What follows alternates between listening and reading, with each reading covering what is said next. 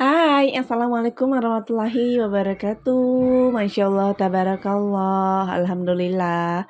Hari ini aku bisa sharing video lagi. Jadi di video kali ini aku mau sharing tentang cara aku mengelola atau mengatur uang THR atau tunjangan hari raya ya.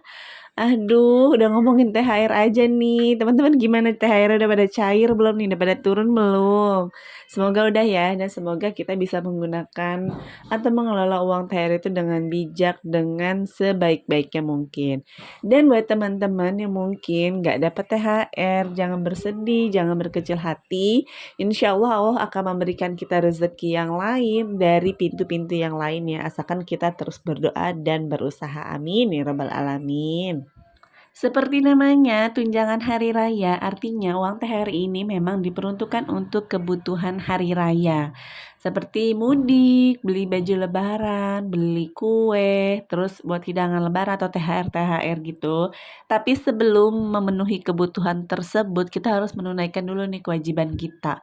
Yang paling utama yaitu bayar zakat fitrah ya teman-teman. Karena itu udah menjadi kewajiban kita, harus membayar zakat fitrah sebesar 2,5 kilogram atau setara dengan 3,5 liter beras. Jadi jangan lupa setelah menerima uang THR boleh nih kita sisihkan dulu atau kita anggarkan dulu untuk bayar zakat fitrah. Setelah zakat fitrah dibayarkan, kalau kita masih ada kewajiban lain seperti ada hutang jangka pendek, boleh juga nih kita anggarkan sedikit untuk bayar hutang itu, karena kan biar lebih tenang gitu ya teman-teman kalau kita tuh hidup tanpa hutang. Zakat fitrah udah kita alokasikan, bayar hutang juga udah dialokasikan dananya. Ada lagi nih yang penting untuk kita alokasikan sebelum kita menghabiskan uangnya untuk belanja-belanja, yaitu kita saving uang kita minimal 10% dari uang THR ini kita tabung. Ya kalau 10% kebesaran 5% lah gitu ya. Pokoknya setidaknya adalah yang kita tabung untuk dana darurat atau tabungan jangka panjang kita. Karena kita kan nggak pernah tahu ke depannya kita akan seperti apa. Apakah kita akan mengalami hal buruk, tapi semoga tidak akan pernah mengalami hal itu ya teman-teman. Pokoknya intinya kita haruslah sedikit menyisihkan uang tabungan gitu ya. Uang THR ini untuk ditabung. Nah kalau udah 3 itu dijalani, zakat udah, bayar hutang udah, nabung udah, baru sisanya tuh kita alokasikan atau kita anggarkan untuk kebutuhan lebaran yang lainnya, seperti beli baju lebaran nih, udah nggak sabar kan? Udah pada masukin ke ranjang belum nih baju-baju yang ada di Shopee? Pasti udah ya, udah banyak yang diincar, semoga masih ada nih barangnya, takutnya udah pada sold out. Nah, terus beli baju, beli sepatu anak-anak, terus beli yang lain-lainnya. Tapi ingat ya teman-teman, jangan kalap, jangan terlalu banyak beli-beli juga. Belinya sesuai dengan kebutuhan aja.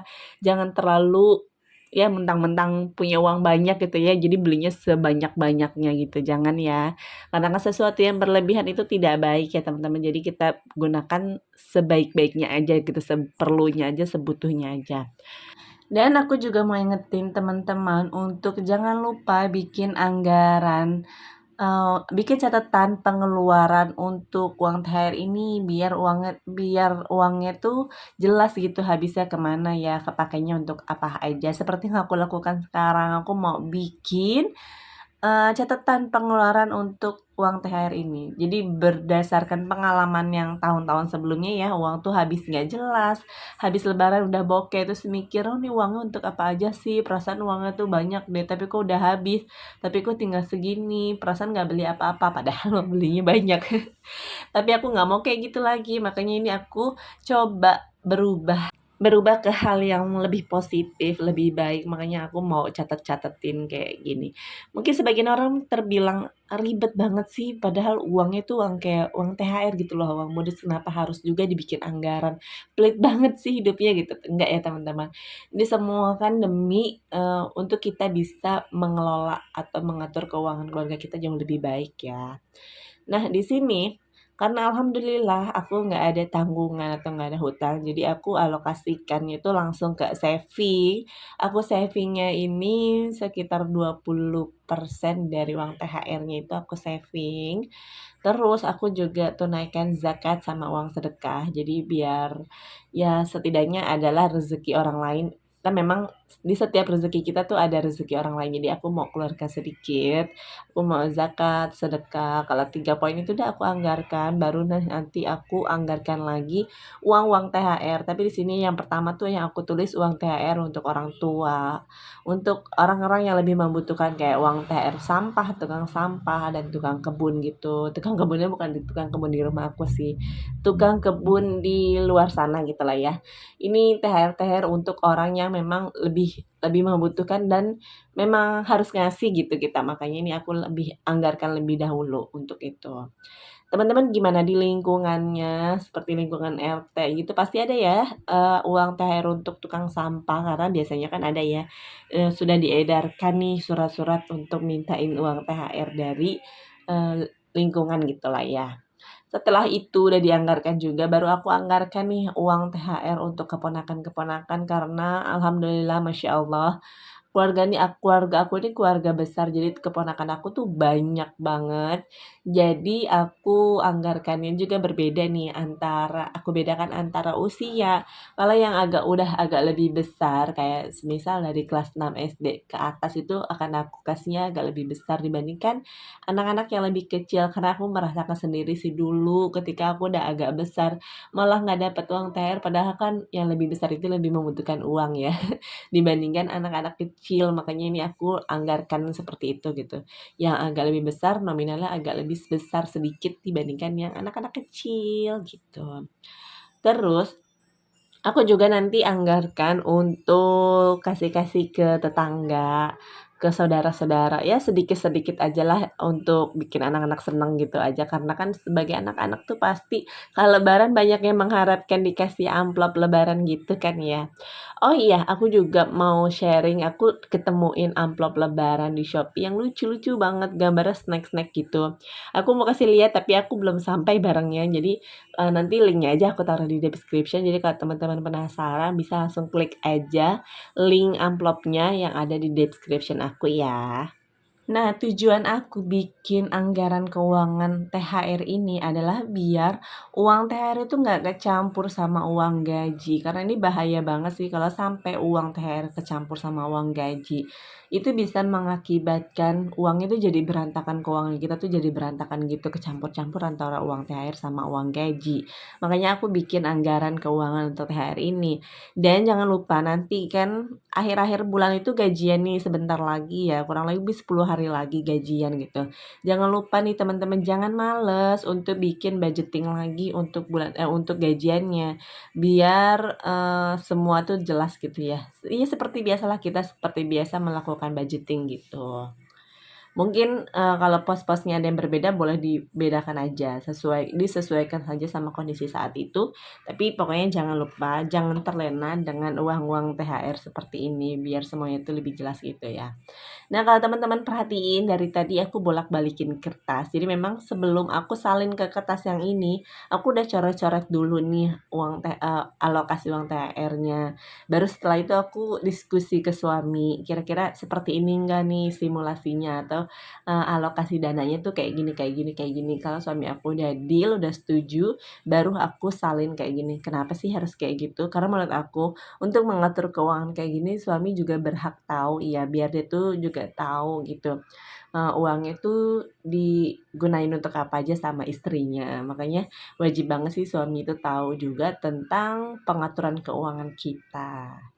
Nah, jadi balik lagi ke catatan aku ya. Yang pertama tadi kan aku catetin untuk yang saving, zakat, dan lain-lain, sedekah gitu. Terus THR untuk orang tua atau orang-orang yang memang lebih membutuhkan atau yang memang THR kita harus kasih gitu. Habis itu THR untuk keponakan dan THR untuk tetangga. Setelah itu aku juga alokasikan untuk beli kue lebaran sama beli baju-baju gitu, aku alokasikan semuanya. Aku catet. Terus baru setelah itu aku total keseluruhannya dan masih ada sisa alhamdulillah. Nah sisanya itu sementara aku saving dulu untuk biaya-biaya tak terduga. Ini wajib banget sih dialokasikan nih biaya tak terduga atau dianggarkan karena memang terkadang suka banyak hal-hal yang tak terduga yang tiba-tiba ada pengeluaran ini, tiba-tiba ada pengeluaran itu. Biar semuanya tuh tidak berantakan, tidak mengganggu uang gaji kita juga gitu. Makanya ini wajib juga nih dialokasikan untuk biaya tak terduga ini. Karena biasanya ya, biaya tak terduga ini pengeluarannya nyata adanya, tapi dananya itu kadang suka nggak ada gitu, makanya bisa bikin berantakan yang lainnya. Setuju nggak teman-teman? Biaya tak terduga ini wajib banget ada gitu. Di setiap mau kita budgeting bulanan atau seperti ini gitu ya, harus disisihkan sedikit untuk biaya-biaya tak terduga atau biaya dana darurat untuk dalam 1 bulan itu. Ini aku udah selesai nih bikin anggaran keuangan untuk THR-nya. Mau sedikit dihias lagi bertemakan kue lebaran. Masya Allah udah gak sabar nih pengen makan kue lebaran. Udah pada bikin kue lebaran belum nih teman-teman? Kebanyakan udah ya, udah beredar juga sih postingan-postingan lagi mengoles-ngoles mentega di nastar. Ya ampun, aku nggak sempat bikin-bikinan kayak gitu, mungkin beli aja kali ya kalau nggak sempat bikin-bikinan kayak gitu. Masya Allah nggak berasa nih aku udah hampir 11 menit ngomong. Jadi aku mau pamit udahan dulu aja. Mungkin di akhir video ini aku mau ngajak teman-teman. Nanti setelah lebaran ini, yuk kita sama-sama bikin tabungan untuk tabungan THR. Tabungan THR. Tabungan lebaran tahun depan biar uang THR kita tuh nanti cukup gitu ya, atau sebagian kan mungkin ada yang nggak dapat uang THR, jadi bisa digunakan pakai uang tabungan lebaran itu untuk kebutuhan lebaran. Insya Allah nanti setelah lebaran aku mau coba bikin tabungan lebaran itu, jadi kita sama-sama bikin ya teman-teman, biar kita ya nanti lebaran itu uangnya ada tabungan lain gitu, ada uang tambahan gitu lah ya. So, sekian dulu video dari aku. Terima kasih udah klik video ini. Semoga video aku ini bermanfaat dan bisa menginspirasi ya. Terima kasih sudah menonton. Assalamualaikum.